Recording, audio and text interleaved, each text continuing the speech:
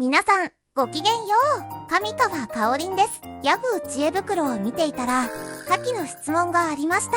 今回は、こちらの質問にお答えしたいと思います。それでは、早速いってみましょう。質問1、iPhone 8と iPhone SE2 の比較は、チップが A11 と A13 の違いのようですが、この違いは使う上で、どのように体感的に感じられるものですか？また iPhone SE2 の大きく使い勝手の違うところを教えてください。2020年9月21日、質問2、先日発売された iPhone SE2 の購入を検討しています。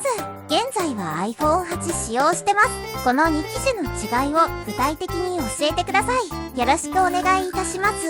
2020年4月27日ということなんですが、もうすぐ iPhone SE3 が発売されようとしているこの時期、2022年2月にこの話題に答えるのは意味がないという方もおられるかとは思いますが、未だに iPhone 8を愛用し続けている私みたいな人もいるのではないかと思い、あえて今回この話題を取り上げたいと思います。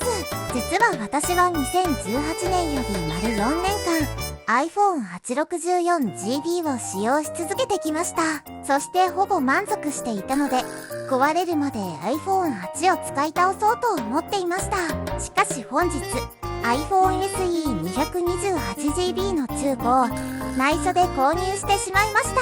その理由の一番根源は、ストレージが 64GB では以前から圧倒的に足りなかったからです。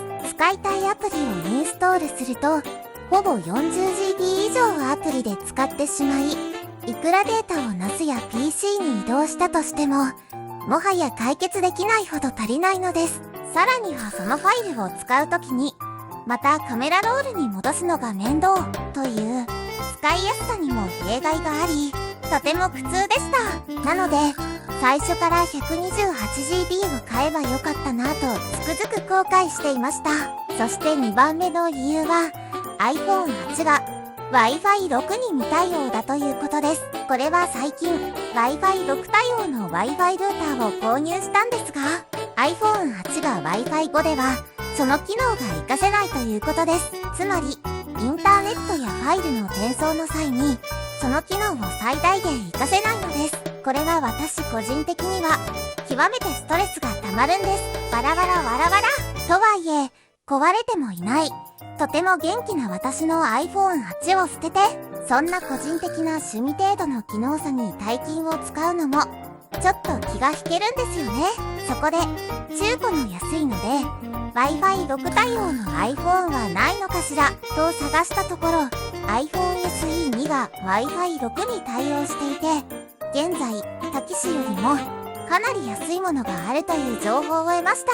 なので罪悪感がない2万円くらいの安い中古品に人知れずこっそり入れ替えてしまおうかなと物色していたんですが、本日近所の GEO に見に行ったところ、税別で 34,800 円で売っていました。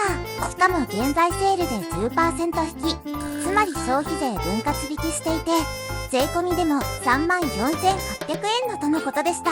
それでも高いなと躊躇していたんですが、優しい店員さんがなんと今使用している4年も使った iPhone864GB を下取りしてくれるというんです。しかもセール中でいつもより 10% も高く下取りするというんです。これには心がぐらつきました。つまり私の4年も使った iPhone 8をなんと 12,000 円ぐらいで下取りしてくれるとおっしゃるのです。12,000 円で下取りして儲けがあるんかな。もう2束3問にしかならんだろうと思っていた iPhone 8が 12,000 円で下取り、まあなんて嬉しいんでしょう。わらわらわらわら。つまり差し引くと総額 22,000 円で iPhone 8から iPhone SE2 に乗り換えができるんです。早く言ってよ。2万円程度で乗り換えできるんだったらさっさと機種変すればよかった。今まで NAS に3万円も使っていたのがバカみたいですよね。いえいえ、NAS もそれなりに役に立ちますよ。ということで早速 iPhone SE2 を購入し、SIM を差し替え、リセットしてデータを移して、あっという間に作業が完了して、無事使えるようになりました。いや、今は便利だ。超簡単わはは。そして iPhone ストレージ見たら、まだ 100GB 近く空いてるじゃないですか。これは超快感です。気持ちいい。そして Wi-Fi ルーターと iPhone SE2 とのリンク速度見たら、なんと 800Mbps を超えるほどの数値が出ているじゃないですか。iPhone 8では 580Mbps が限界でしたので、138% ほど速くなっています。これは超快感です。気持ちいい。ではインターネットのスピードはどうなったのでしょうか。なんと早朝だけでなく、日中や夜でも 500Mbps を簡単に超えるようになりました。これはもう有線 LAN 接続の PC と全く大差がないです。さらに早朝測定したところ、ついに 600Mbps を超えてきました。これは超快感です。気持ちいい。